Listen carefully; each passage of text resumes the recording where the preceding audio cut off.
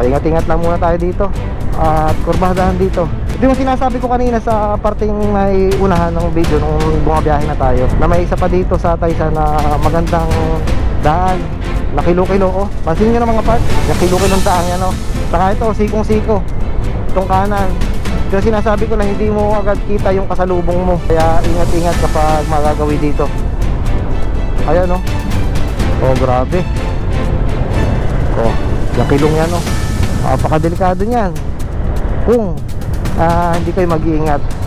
Kaya kailangan mga part ay doble ingat tayo kapag magagawi tayo sa lugar na ganito. O dito mismo sa dinadaanan ko ngayon, dito sa parting Taysan.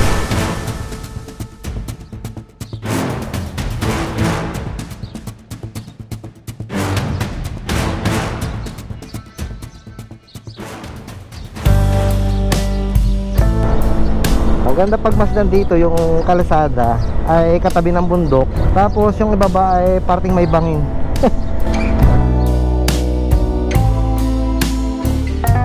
Na pwedeng mag stop over para makapag ano kayo, yung makapag picture sa tabi ng kalsada, tapos may natatanong kayong kabundukan, tapos yung medyo pabangin pa. So napakagandang panoodin. Tapos ito medyo kurbadahan pa habang tumataas tayo. Napakaganda. Sa parting ito parang pumasok ka sa ibang dimension. Mainit pero biglang lamig ng simoy. Lalo na siguro kung maaga-aga tayong biyahe kanina. Sa pagkakatigil kong yon ay nagpalipad ako ng drone. Panira talaga sa pagpapalipad ng drone yung mga uwak. Akala ko hindi na susundan yung drone at medyo napalayo ko ng konti, at sabi ko malayo naman yung mga uwak, pero sinundan pa din. Ang kagandahan lang sa mga uwak, hindi ko lang sigurado mga part ay saglit lang muna. Sa mga hindi pa nakakakita nito dinadaan natin, oh, yan, napakaganda niya, no. Dito sa may Bakaw, may enjoy niyo yung daan dito. Tumabalik tayo tungkol dun sa uwak na sinasabi ko. Ang kagandahan lang sa uwak, hindi siya agad-agad na umaatake sa drone. Yung parang nilalapitan muna niya, pero wag nyo iintayin mga part na talagang dumikit ng malapit na malapit yung uwak, kasi pinapaikutan talaga nila. Oops. Hindi ako nabusina pagka yung malapit yung aso mga part, kasi mas na nabibigla yung aso.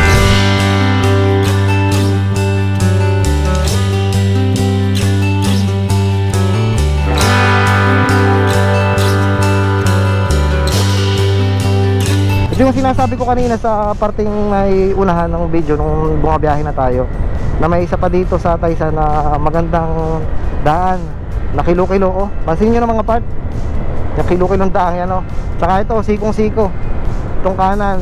Ito yung sinasabi ko na hindi mo agad kita yung kasalubong mo, kaya ingat-ingat kapag magagawi dito. Ayan oh. Oh grabe. Oh kilong yan oh, napakadelikado niyan kung hindi kayo mag-iingat. Kaya kailangan mga part ay doble ingat tayo kapag magagawi tayo sa lugar na ganito. O dito mismo sa dinadaanan ko ngayon, dito sa parting Taysan. Dito pa lang sa daan talagang solve na. Kaya nasa unahan natin ang kabundukan, dahan-dahan lang at medyo basa ang kalsada. Para pakiramdam ko ay ma-slide ako. Oh, ang ganda oh. Yung nasa sa kabundukan ka na, pero may nakikita ka pa ding mas mataas na parte. Okay, ito na yung boundary ng Taysan at Lubao, Batangas. Sana nakikita ninyo ng maayos ang ating mga banking. Medyo sulo lang ang ating camera sa araw at wala tayong filter, kaya kapag nasisinagan ng araw ay talagang nasisilaw ang ating camera. So, hindi natin ma-overtakean dito itong truck, pero overtakean natin itong naka-aerox.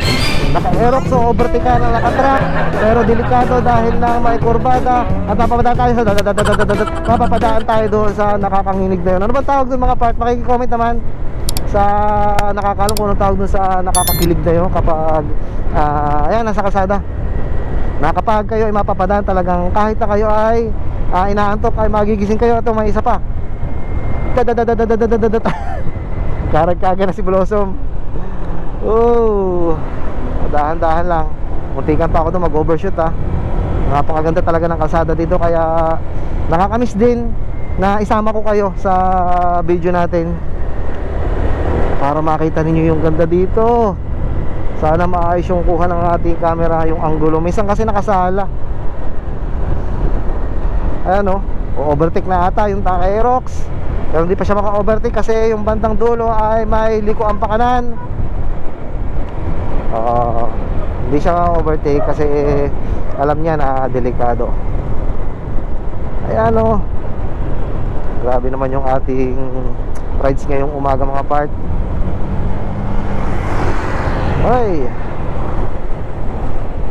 medyo mainit na nga lang, pero hindi naman ganun ka init yung dampi ng sinag ng araw sa balat. Goods na goods. At 9:16 ng umaga, at napaka-healthy pa niyan para sa ating katawan, yung init na yan.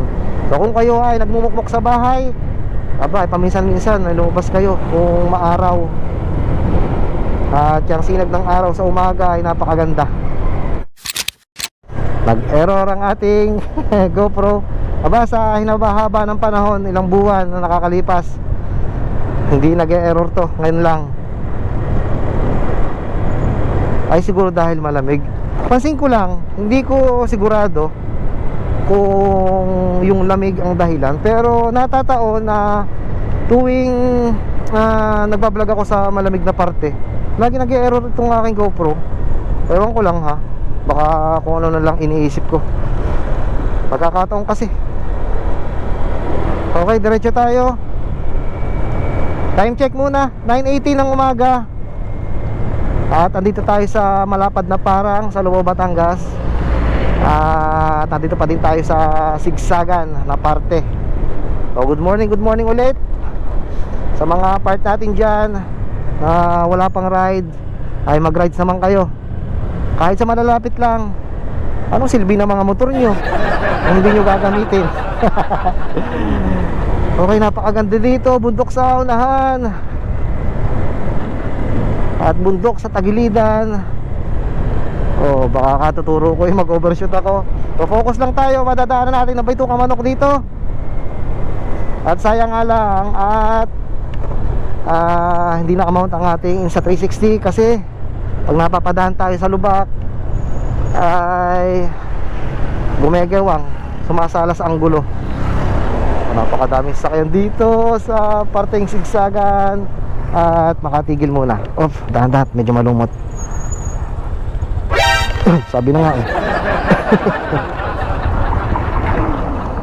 muntikan pa tayo. Sa pagtigil na yan, muntikan pa kumayot. Huwag masyadong pepreno sa una, especially sa gantong parteng malumot. Silipin ko lang kung ano ito. Yung baba ay kalsada pa din, bali iikot tayo. O diretso na nga, para medyo sablay yung ating pagkakatigil na yan. Oops, baka sumabit. Huwag pepreno sa papadaanin muna natin sa sakyan sa likodan. Meron ba? Ayun, kulay pula. Okay, dahan-dahan lang. At bago pa naman itong gulong natin, kakapalit ko lang nakaraan, kaso masyadong matigas yung gulong, kaya kapag namreno ka sa una ay talagang slide. So ito ang Cherry Blossom dito. May vlog ko na diyan, hanapin nyo na lang mga parts sa playlist ng Lubao, Batangas Vlogs. Ginawan ko yan ng playlist. Oh, matras, bakit? Baka magkakilala. Ayan. Ginawan ko nga pala mga part ng playlist, mga video ko dito sa YouTube, para madali ninyong makita. Nadidiyan yung Batangas City vlogs. Lahat ng vlogs ko sa Batangas City ay nandyan. Lubo Vlogs, andyan din. At saka yung sa labas ng Batangas City, kagaya ng Quezon, sama-sama na siguro basta't lumabas ng Batangas City. Pero binukod ko itong Lubo kasi special itong Lubo para sa akin. Yung mga motovlogs ko at saka mga solo rides, yan, ginawa ko ng sariling playlist or folder para madaling yung makita. At saka nga pala yung rides namin ni Mami. Ayun, sa mga mahihilig manood ng mga couple rides, ay dyan yung vlogs namin ni Mami. Ang ganda ng bundok, kita niyo yan, gaano kaganda. So diretso tayo. At medyo tinatanghali na tayo. Hindi ko alam kung saan tayo tatambay, pero hahanap tayo ng matitigilan para kahit pa paano ay makapagpahinga tayo.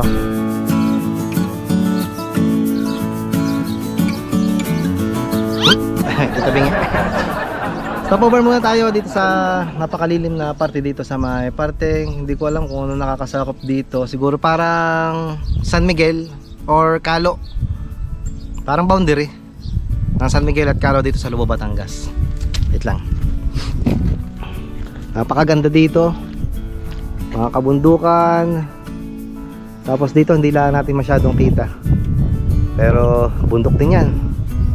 Tapos yung way na yan ay papunta sa bayan ng Lubo. Punta lang tayo dito. Lakad-lakad lang tayo. Titingnan ko kung maipakita ko sa inyo yung view itong kabundukan dito sa kabila.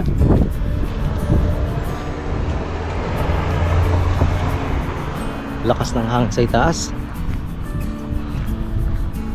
Ito isa pang parting malilom mo. Napakaganda, scenic. Sayang parang hindi masyadong pansin dun sa parting unahan yung bundok, halos nanlalabo. Wala akong dalang pagkain. Bahala na itong rides natin. Bumili nga pala ako mga part ng mga memory cards. At parang hindi ko pala naisama pa ata sa vlogs ko na bumili ako ng pinakalagayan ng memory card. Napapakita ko lang sa inyo. Wait lang, hindi ko alam kung saan ko ipapatong. O dito na lang siguro. Ayan, sana ay nakikita. Ito yung akin nabili na memory card case, na siya ang lagayan natin ng mga memory card, syempre SD card, para shoot lang tayo ng shoot ng mga video. Ayan sana nakikita ninyo. Ayan, para kung sakaling may oras tayo ay shoot lang tayo ng shoot ng video. So bahala na mag-edit, basta mahalaga ay hindi masyadong nababakante. Kaya pag may pagkakataon ay ayun, palagi lang ako nagbibideo. Kaya minsan kung mapapansin nyo sa video ko yung parang tali-taliwas, pero pagpasensya nyo na at magkakaibang araw ko sinushoot yun. Pinagsasama ko lang sa isang video. Mahaba-haba din yung tambay natin dito. Napaka-presko kasi at napakalilom. Kaya nga lang ay may din na may dumadaan na sasakyan. Pero okay lang naman, hindi naman siya yung talagang sikip. Ibig ko sabihin yung time to time may dumadaan, pero pa isa-isa, dalawa, ganun lang halos. Kung di nyo nakita ng mga part, halos mga taga dito sa Lubo, Batangas ay may mga 4 wheels. Wow, yun ang ganda. Bibihira ditong walang mga sasakyan. Akala nyo taga parting pabundok ay walang mga sasakyan. Nako, nagkakamali kayo. Mayaman ang mga taga dito. So balik tayo sa kalsada. Tamang chill lang ulit ang ating takbuhan. Ganito talaga ako mga part kapag mga biyahe.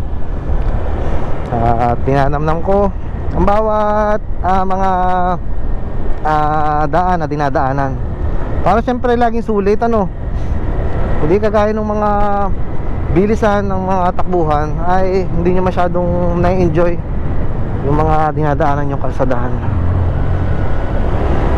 Lalong lalo na kapag nakikita ng magagandang view, aba, talagang napakasaya nun.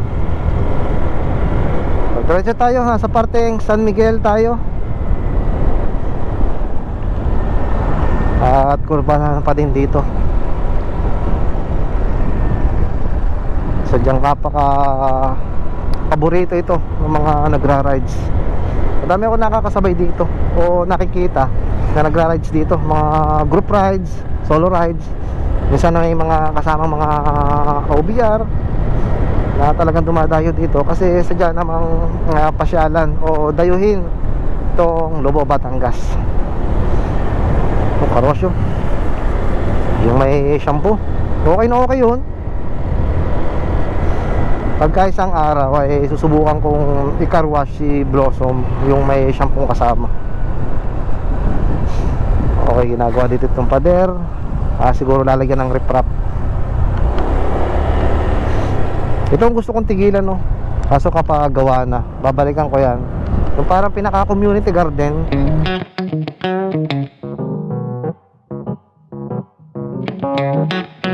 Napakaganda ng daan dito, aspaltado.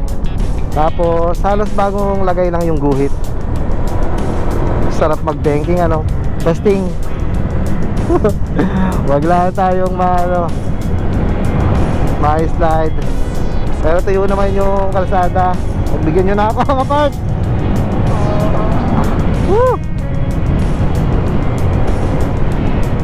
Naku, siguradong puto ka na naman itong audio natin.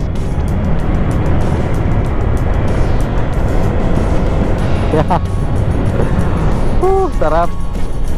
Hanggang 50 lang yun ha, yung takbo kong yun. Hindi ako sumusobra. Tigil lang tayo saglit.